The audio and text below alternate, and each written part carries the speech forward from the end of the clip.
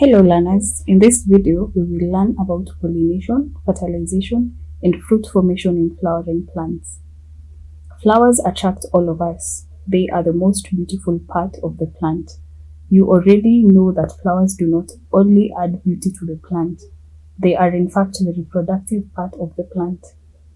In the flower, the male reproductive parts of the flower are collectively known as the stamen, while the female reproductive parts of the flower are known as the carpel or the pistil.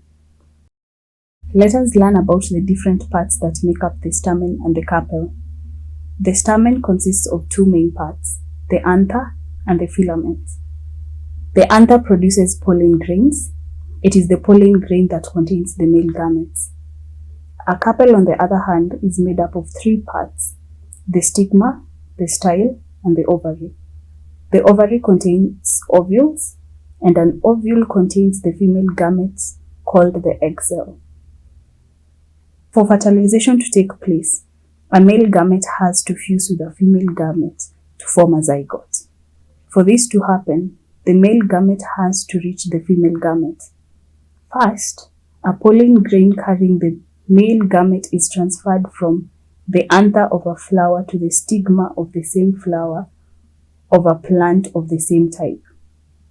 Such transfer of pollen grains is known as pollination. If the pollen grain of a flower lands on the stigma of the same flower or another flower of the same plant, it is called self-pollination. If the pollen grain of a flower lands on the stigma of a flower of another plant of the same type, this is called cross-pollination.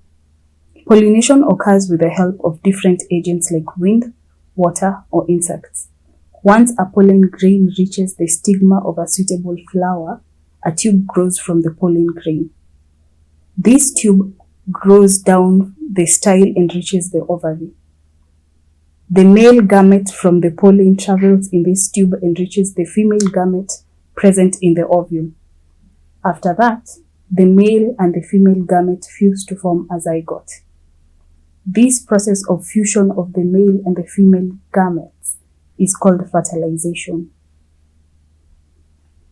The zygote formed after fertilization divides several times to form an embryo inside the ovule. The ovule then develops a tough coat and develops into a seed. The ovary, on the other hand, ripens and forms a fruit around the seed. At this time, the other parts of the flower, like the sepals and the petals, fall off.